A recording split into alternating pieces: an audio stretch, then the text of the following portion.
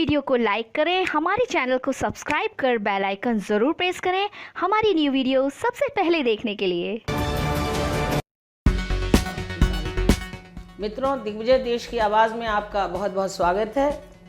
आज मैं हूँ सेक्टर 62 नोएडा स्थित फोर्टिस हॉस्पिटल के director neurosurgeon doctor Rahul Gupta ji के साथ, जो कि रोहतक मेडिकल कॉलेज के एलुमनाई हैं। पीजीआई से इन्होंने एमसीएच किया है और कई हज़ार इन्होंने ब्रेन सर्जरीज़ की हैं, बहुत ही जटिल। जो जापान है वहाँ से इन्होंने इंडोवेस्कुलर पद्धति से प्रशिक्षण प्राप्त किया है। कई सरकारी संस्थाओं में इन्होंने फैकल्टी के रूप में काम किया। इनका अनुभव बहुत अधिक है। सही शब्दों में कहूँ तो ही नीड्स नो इंट्रोडक्शन। और अपनी कार्यशैली की वजह से इनके पेशेंट्स इनसे बहुत ज़्यादा कनेक्ट रहते हैं। तो आज मैं आपका विषय लेके हाजिर हूँ। डॉक्टर साहब, आपका बहुत बहुत स्वागत है। मित्रों, आज हम बात करने वाले हैं सिर दर्द के बारे में, क्योंकि अक्सर ये सुनने में आता है कि मेरे सिर दर्द हो रहा है। महीने में कई बार आप कहते हैं सिर दर्द हो रहा है। तो डॉक्टर साहब प्लीज़ बताइए कि सिर दर्द कितने तरह का होता है और जो कॉमन है वो सिर दर्द कौन सा है? देखिए, सिर दर्द दो तरीके का होता है। एक होता है प्राइमरी हेडेक और दूसरा होता है सेकेंडरी हेडेक। प्राइमरी हेडेक वो होता है जिसका कि अंदर भीतर कोई कारण नहीं होता, जैसे कि माइग्रेन है, क्लस्टर हेडेक है, स्ट्रेस रिलेटेड हेडेक है, या मेंस्ट्रुअल रिलेटेड हेडेक है, हाइपरटेंशन रिलेटेड हेडेक है, या ड्रग इंड्यूस हेडेक है। तो उसमें फिजियोलॉजिकल चेंजेस होते हैं बॉडी के, जिसकी वजह से हेडेक होता है। दूसरा होता है सेकेंडरी हेडेक, जिसमें कोई कारण होता है, जैसे ब्रेन ट्यूमर है, ब्रेन हेमरेज है, स्ट्रोक है, उसकी वजह से जो हेडेक होता है उसको सेकेंडरी हेडेक कहते हैं। डॉक्टर राहुल, जो बहुत सारे सिर दर्द हैं वो विभिन्न प्रकार के जो केस हिस्ट्री होती है उससे रिलेटेड होते हैं। जैसे कि माइग्रेन के बारे में मैंने बताया जी, माइग्रेन एक प्राइमरी हेडेक है जो कि हमारे को वैस्कुलर हेडेक के नाम से भी जाना जाता है, जिसमें हमें कई बार सिर में एक हाफ में दर्द होता है, कई बार हमारे गर्दन के पीछे दर्द होता है। उसमें कभी कभी हमें नौजिया जैसा यानी कि उल्टी जैसी फीलिंग होती है, या फिर हमारे को पहले से पता चल जाता है कि इस तरह का दर्द होने वाला है। एपिसोड्स में आता है, थ्रॉबिंग हेडेक होता है। तो ये एक माइग्रेन रिलेटेड हेडेक है। कई बार आंखों के पीछे दर्द होता है, उसे क्लस्टर हेडेक कहते हैं। या फिर जो सबसे कॉमन है वो टेंशन या स्ट्रेस रिलेटेड हेडेक है, जो कि हमारे को शाम के वक्त ज़्यादा होता है, क्योंकि हम सारे दिन की थकान की वजह से हमारे सिर में जो नसें तन जाती हैं, मसल्स टॉट हो जाती हैं, उसकी वजह से होता है। उसमें नींद लेने से या आराम करने से, दवाई लेने से भी आराम मिलता है। तो ये डिफरेंट टाइप के हेडेक्स होते हैं। अगर हम बात करें सेकेंडरी हेडेक्स के, तो ब्रेन ट्यूमर एक खास कारण है। ब्रेन ट्यूमर में अर्ली मॉर्निंग हेडेक, उल्टी के साथ हेडेक होता है, या उसमें दौरा भी पड़ सकता है, विजन में प्रॉब्लम हो सकती है, या हमारे एक साइड में वीकनेस हो सकती है। इसी तरह ब्रेन हेमरेज का एक अलग तरीके का हेडेक होता है। जी, यानी अलग अलग रोगों के अलग अलग तरह के हेडेक। जी हाँ, सिर्फ सिम्टम्स के बेसिस पे भी हम हेडेक का डायग्नोसिस बना सकते हैं। जी, यानी आजकल जैसे सब लोग दिन भर नेट पर हैं, पूरे दिन स्क्रीन पर हैं, इवन छोटे बच्चे आजकल ऑनलाइन क्लासेस ले रहे हैं, तो कहीं ना कहीं इन्हें सिर दर्द होके रह गई। जी हाँ, हमारे पास बहुत सारे ऐसे केसेस आते थे जिनको कि हेडेक होता था, क्योंकि वो सारा दिन आईटी में है और कंप्यूटर स्क्रीन की तरफ देख रहे हैं।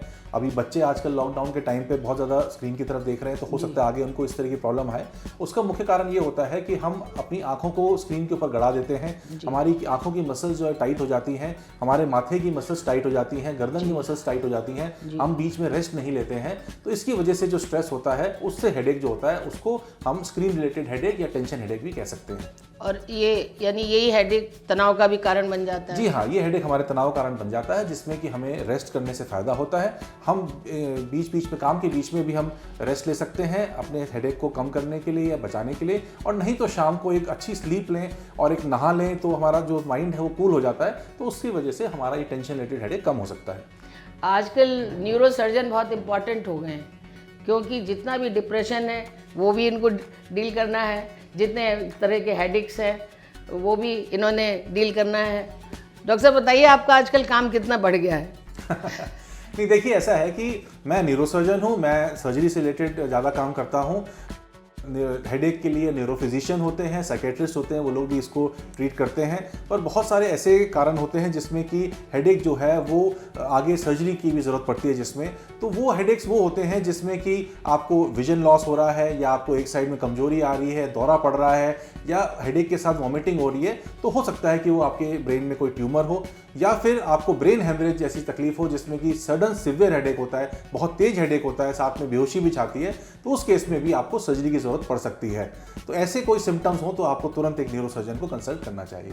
जी। और डॉक्टर साहब ये बताइए, जो लेडीज़ में बिफोर पीरियड भी उनको काफ़ी दर्द महसूस होता है, इसका क्या कारण है? देखिए, प्राइमरी हेडेक्स की क्लासिफिकेशन में जो मैंने 3 आपको बताया, उसके अलावा बहुत सारे ऐसे हेडेक्स होते हैं, जैसे मेंस्ट्रुअल रिलेटेड हेडेक है या सेक्स रिलेटेड हेडेक है या फिर कोई ड्रग विड्रॉल का हेडेक है। तो वो सब जो होता है हमारी बॉडी के अंदर फिजियोलॉजिकल चेंजेस होते हैं, उसकी वजह से है। हमारी बॉडी के अंदर हार्मोन्स है और जो केमिकल्स हैं उनके डिस्टर्बेंस की वजह से हो जाते हैं, हमारी बॉडी की हाइपर एक्टिविटी की वजह से हो जाते हैं। तो उसके लिए स्पेसिफिक मेडिसिन अवेलेबल हैं उनके प्रिवेंशन के लिए, और अगर हेडेक हो रहा है तो उनका थेरेपेटिक ट्रीटमेंट के लिए भी अवेलेबल है।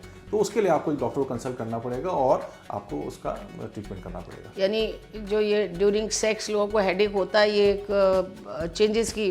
जी हाँ, उसके टाइम पे हमारी बॉडी के अंदर जो केमिकल्स निकलते हैं उससे हमारा ब्लड प्रेशर भी बढ़ जाता है और हाइपरटेंशन हो सकता है, तो उसकी वजह से भी हेडेक हो सकता है। तो डॉक्टर साहब, ये सिर दर्द होने पे नॉर्मल कोर्स में लोग चले जाते हैं किसी भी फार्मेसी में और किसी भी मेडिकल शॉप पे कि मुझे सर दर्द हो रहा है, और उन्हें कुछ भी दवाई ब्रूफिन या जो भी मिल गया उसको खा लेते हैं, तो आप इसको कहाँ तक जस्टिफाइड मानते हैं? देखिए, सबसे कॉमन जो कारण है हेडेक का वो है टेंशन रिलेटेड हेडेक, जिसमें कि अगर आप आराम करेंगे, एक दर्द की गोली खाएंगे और आप अच्छी नींद लेंगे तो आपका हेडेक दूर हो जाएगा। तो 70% केसेस में इस तरह के हेडेक होते हैं और आप केमिस्ट से जो दर्द की गोली ले लेते हैं उससे ठीक हो जाता है। कोई भी हेडेक या तो बहुत तेज है और आपसे बर्दाश्त नहीं हो रहा है, साथ में विजन लॉस हो रहा है या हाथ पैर कमजोर हो रहे हैं, तब तो आपको इमीडिएटली डॉक्टर के पास जाना है, केमिस्ट के पास जाने से बात नहीं बनेगी। पर अगर आपको हेडेक है, हल्का हल्का है, क्रॉनिक हेडेक है, कभी कभी होता है और आप एक दर्द की गोली खा लेते हैं उससे आराम मिल जाता है, तो उसमें कोई नुकसान नहीं है। आप चाहें तो डॉक्टर को कंसल्ट कर सकते हैं, चाहे तो अवॉइड कर सकते हैं। लेकिन अगर आपको परसिस्टेंट 2-3 दिन से ज़्यादा लगातार हेडेक हो रहा है, इंटेंसिटी में बढ़ता जा रहा है, साथ में और एसोसिएटेड सिम्टम्स भी आ रहे हैं, तो उस केस में आपको सेल्फ मेडिकेशन जो है उसको अवॉइड करना है और आपको किसी अच्छे न्यूरोफिजिशियन या न्यूरोसर्जन से कंसल्ट करना है। डॉक्टर साहब, क्या ये जो सिर दर्द की दवा खाने से कोई साइड इफेक्ट्स होते हैं? जी हाँ, कोई भी दवाई जो खाते हैं उसमें ऐसा नहीं है कि साइड इफेक्ट्स नहीं होंगे। हर एक दवाई का एक साइड इफेक्ट है। अगर आप जो कंट्रोल्ड वे में 2-3 दिन में एक गोली खाते हैं तो ऐसा कोई साइड इफेक्ट नहीं है। कुछ मेडिसिन हैं जो प्रोफिलैक्टिक हैं, यानी कि लंबे टाइम तक खानी पड़ती है ताकि सिर दर्द हो ही ना, उनके भी अपने साइड इफेक्ट्स हैं। पर जो दर्द के लिए हम लोग दवाई खाते हैं, जैसे इकोस्प्रिन है, एस्प्रिन खाते हैं, एस्प्रिन हमारा खून पतला करती है, तो उसकी वजह से हमारी ब्लीडिंग टेंडेंसी बढ़ सकती है बॉडी के अंदर, तो एस्प्रिन जो है बिल्कुल अवॉइड करनी चाहिए। क्रोसिन जो है सबसे सेफ दवाई है। ब्रूफिन की बात करें या उसके रिलेटेड जो मेडिसिन है, उससे हमारे को गैस्ट्राइटिस होने का बहुत ज़्यादा खतरा होता है। अच्छा। तो हमें दवाइयाँ जो हैं एक आध कभी लेनी पड़ रही है हफ्ते में तो कोई नुकसान नहीं है, लेकिन अगर हमें रेगुलरली 2-3 बार दिन लगातार लेनी पड़ रही है तो बेटर रहेगा कि आप किसी डॉक्टर से कंसल्ट करें और फिर मेडिसिन कंज्यूम करें। और जैसा मैंने कहा, एस्प्रिन जो है ये गोली सिर दर्द के लिए नहीं खानी चाहिए। तो डॉक्टर साहब, क्या सिर दर्द में सर्जरी की ज़रूरत पड़ सकती है? हाँ, जैसे मैंने आपको बताया कि ब्रेन ट्यूमर अगर है, आपको सिम्टम्स ब्रेन ट्यूमर रिलेटेड लग रहे हैं, हेडेक परसिस्टेंट है, बढ़ता जा रहा है, तो आपको हॉस्पिटल विजिट करना है। वहाँ पर आपका सीटी स्कैन, एमआरआई होगा और फिर डॉक्टर डिसाइड करेगा कि क्या उसमें ब्रेन ट्यूमर है या नहीं है और कोई सर्जरी की आवश्यकता है या नहीं है। ऐसे ही ब्रेन हेमरेज है जिसमें सडन सिवियर हेडेक होता है, बेहोशी हो सकती है, दौरा पड़ सकता है, एक साइड वीक हो सकती है, उस केस में इमीडिएट इमरजेंसी की सर्जरी करने की जरूरत पड़ सकती है, तो आपको तुरंत एक डॉक्टर से कंसल्ट करना है। अभी कुछ दिनों में क्या आपने कोई हेड से रिलेटेड, कोई न्यूरो से रिलेटेड कोई अच्छी सर्जरी की है? कोई कॉम्प्लिकेटेड केस डील किया है आपने? हाँ, मैं दर्शकों को बताना चाहूँगा, अभी कोविड का टाइम चल रहा है और अभी 5 दिन पहले ही हमने ऐसे ही पेशेंट ऑपरेट किया। उनको काफ़ी दिनों से सिर दर्द रहा था, एक दिन बहुत ज़्यादा सिर दर्द हुआ और बेहोशी भी छाई। वो एक मेरे दोस्त के पास पहुँचे लोकल हॉस्पिटल में, जहाँ पर कि उनको डिटेक्ट हुआ कि उनके ब्रेन में ब्लीडिंग हुई है, यानी ब्रेन हेमरेज का केस है। फिर वो हमारे पास आए, हमने उनका कोविड टेस्ट किया और कोविड टेस्ट में उनका पॉजिटिव रिजल्ट आया, लेकिन उनको उससे रिलेटेड कोई सिम्टम्स नहीं थे। हमने एंजियोग्राफी करी और उसमें हमने पाया कि वहाँ पर एक ब्रेन एन्यूरिज्म है। वो एन्यूरिज्म बड़े गलत लोकेशन में था जिसके लिए सर्जरी करना बहुत ही डिफिकल्ट था। फिर भी हमने पेशेंट से बात करी, उन्होंने हमारे पे विश्वास जताया और फिर हमने उनकी बहुत ही पेचीदा सर्जरी करी, जिसको कि क्लिपिंग ऑफ एन्यूरिज्म कहते हैं, यानी कि उस एन्यूरिज्म को हमने चिमटी लगा के उसको बंद किया। तो इस सर्जरी के बाद हमें डर था कि पेशेंट को नुकसान ज़्यादा ना हो या पेशेंट बेहोश ना रहे, लेकिन उस पेशेंट ने बड़ी अच्छी रिकवरी करी। एक दिन उनको आईसीयू में रखना पड़ा वेंटिलेटर पे, अगले दिन वो अपने होश में आ गई, उनको आईसीयू से निकाला बाहर और अब वो 4-5 दिन बाद डिस्चार्ज के लिए बिल्कुल तैयार है। लेकिन कोविड पॉजिटिव होने की वजह से उनको हमने अपने हॉस्पिटल में एडमिट रखा गया है, क्वारंटाइन किया हुआ है। तो ये बहुत ही रिवॉर्डिंग सर्जरी थी हमारे लिए भी, हम बहुत खुश हैं इस सर्जरी को करके। हमारी पूरी टीम ने पूरा सपोर्ट किया। कोविड पॉजिटिव होने के बावजूद हमारे एनेस्थीसिया और सर्जरी की टीम, हमारे टेक्नीशियंस, हमारे नर्सेज, सब ने हमारा साथ दिया। हॉस्पिटल ने भी हमें सपोर्ट किया और सबसे खास बात पेशेंट्स के अटेंडेंट ने हमें पूरा विश्वास रखा। डॉक्टर साहब, ये इस दौरान कितने केस आए आपके पास? कोविड में केस लोग कह रहे थे कि वेटिंग में रहे बहुत सारे केस। देखिए, ऐसा है, कोविड के टाइम पे एक जनरल जो धारणा थी और जो हमारे को इंस्ट्रक्शन मिले गवर्नमेंट की तरफ से, तो वो ये था कि सिर्फ इमरजेंसी या सेमी इमरजेंसी केसेस ही करे जाएं। हमने इलेक्टिव केसेस को बिल्कुल कम से कम रखा और वैसे भी न्यूरो सर्जरी में इलेक्टिव केसेस कम होते हैं, ज़्यादातर इमरजेंसी सेमी इमरजेंसी होती हैं। और हमने महीने में काफ़ी केसेस किए और काफ़ी पेशेंट्स को उससे फ़ायदा हुआ। लेकिन ये वाला केस जो था वो पहला था जो कि पहले से हमें पता था कोविड पॉजिटिव है। कई हॉस्पिटल्स ऐसे पेशेंट्स को अपने ट्रीटमेंट से मना कर सकते हैं, लेकिन हम लोगों ने ऐसा नहीं किया क्योंकि हमारे लिए पेशेंट की जान बचाना ज़्यादा ज़रूरी था। डॉक्टर साहब, ये न्यूरो सर्जरी में जो केसेस आते हैं, इनकी सक्सेस रेशियो क्या रहती है?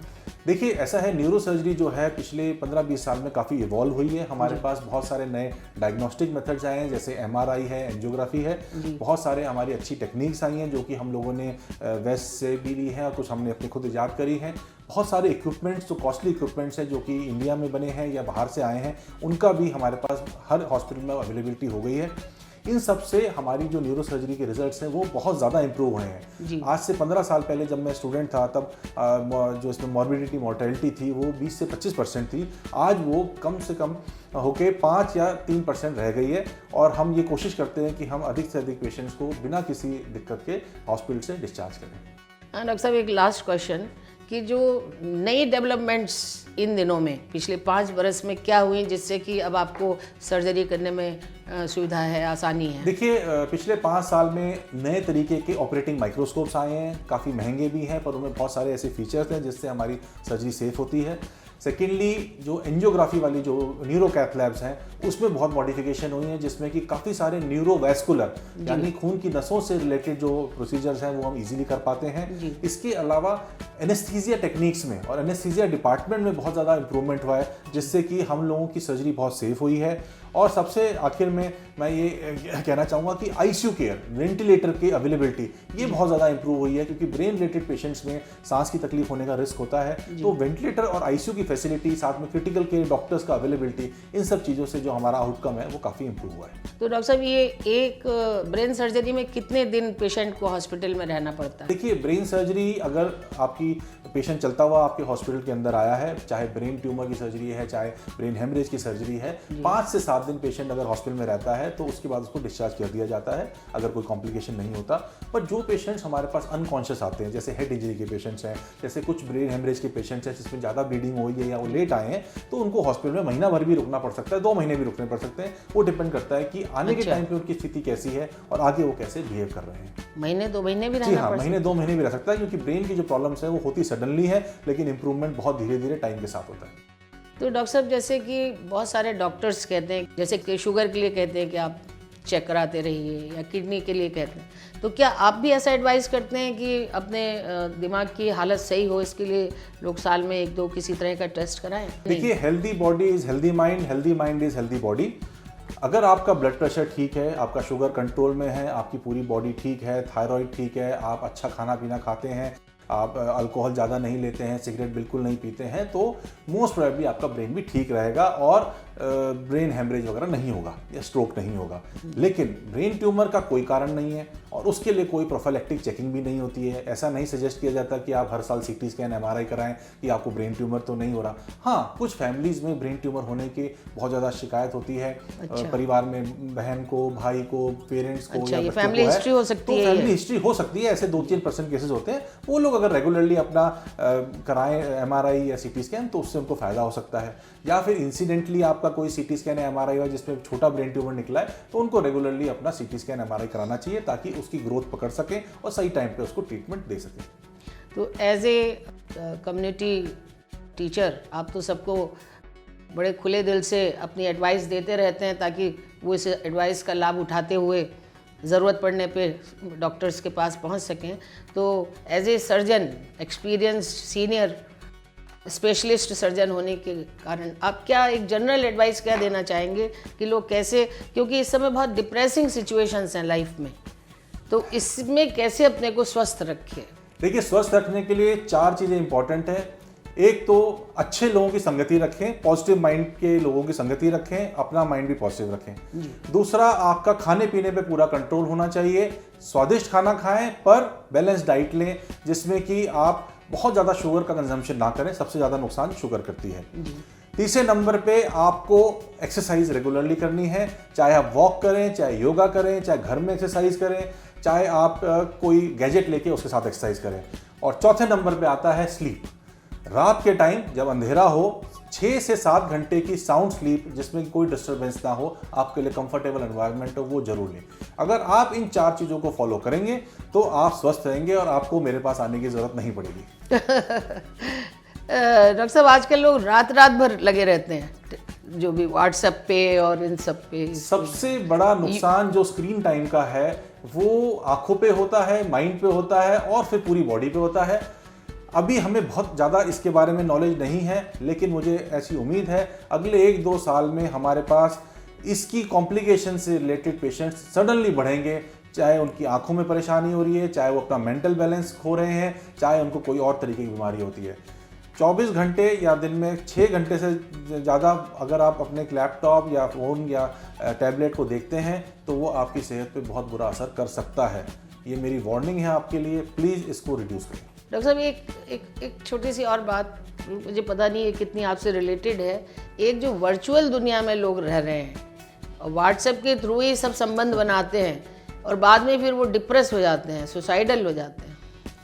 देखिए, ऐसा है कि आभासी दुनिया कहें या नहीं मैम, ऐसा है कि सोशल मीडिया का बहुत इम्पोर्टेंट अहम रोल है आजकल हर किसी की लाइफ में, क्योंकि ये बहुत इजीली अवेलेबल है। व्हाट्सएप, मुझे याद है जब मैंने फोर्टिस ज्वाइन किया था 2012 में, उसी टाइम पे आया था और हमने नया ऐप उसको डाउनलोड किया था। पर ये बहुत अच्छा ऐप है क्योंकि इससे कम्युनिकेशन बहुत इजी हो गई है। बहुत सारी पॉजिटिव चीज़ें इसमें मिलती हैं पढ़ने के लिए, बहुत सारी नेगेटिव चीज़ें भी मिलती हैं व्हाट्सएप, फेसबुक, ट्विटर और भी सोशल मीडिया प्लेटफॉर्म के थ्रू। देखिए, ये तो एक फेज़ है। जब हम लोग आज से 50 साल पहले की बात करें तो सिर्फ न्यूज़पेपर्स थे, फिर रेडियो आया, रेडियो के बाद टेलीविज़न आया, टेलीविज़न के बाद आज सोशल मीडिया आया है। ये तो फेजेस ऑफ लाइफ है। ये तो हमें अपनी बुद्धि को इस्तेमाल करना है कि हमें किस चीज़ को इम्बाइब करना है, किस चीज़ को अवॉइड करना है, किस चीज़ को नेग्लेक्ट करना है। दुनिया में हर तरीके के लोग होते हैं, कुछ लोग पॉजिटिव माइंडेड होते हैं, कुछ लोग नेगेटिव माइंडेड होते हैं। नेगेटिव माइंडेड सुसाइड भी कर सकते हैं, इसका गलत फ़ायदा भी उठा सकते हैं और अपने आप को नुकसान भी दे सकते हैं। तो ये तो लोगों की अपनी समझ है, इसमें सोशल मीडिया को ही सिर्फ ब्लेम करने से कोई फ़ायदा नहीं है। जी, थैंक यू। मित्रों, ये हैं डॉक्टर राहुल गुप्ता, जिन्होंने एक कम्युनिटी एजुकेशन का बड़ा भारी काम किया हुआ है। ये खुद भी वीडियोस बनाते हैं। जब भी कोई विचार यहाँ बुलाता है तो इनका एक नया वीडियो सामने आता है और जो भी पेशेंट्स यहाँ से ठीक होके चले जाते हैं वो भी उड़ फिर जहाज पे आवे कहानी है ना, तो वो बार बार इनसे मिलने के लिए आते रहते हैं। तो ऐसा इनकी पर्सनालिटी है, ऐसी इनकी कार्यशैली है कि इनका जो यश पताका है उसका परचम बहुत ऊंचा है। जहाँ भी चले जाते हैं अपनी छाप छोड़ाते हैं। देश का विदेशों में भी इनकी बड़ी डिमांड है और ये तय करना इन्हें मुश्किल होता है कि कब मैं इंडिया में रहूं और कब मैं इंडिया से बाहर जाऊं। और ये सब बातें करते हुए मुझे एक शेर इनके ऊपर याद आ रहा है कि मोहब्बत के मदरसे का है उसूल ही निराला, जिसे सबक मिला उसकी छुट्टी ना हुई। ठीक हो के जो लोग चले जाते हैं वो भी फिर इनके पास ही आते हैं। तो ऐसा इनका व्यक्तित्व है। आशा है इनके द्वारा बताई हुई बहुत सारी जानकारियाँ आपके काम आएंगी और आवश्यकता पड़ने पर आप अपने नियरेस्ट डॉक्टर से इलाज ले सकेंगे, मदद ले सकेंगे। तो आज के लिए बस इतना ही। कैमरामैन सुनील गौतम के साथ मधु श्रीवास्तव का नमस्कार। डॉक्टर साहब नमस्कार।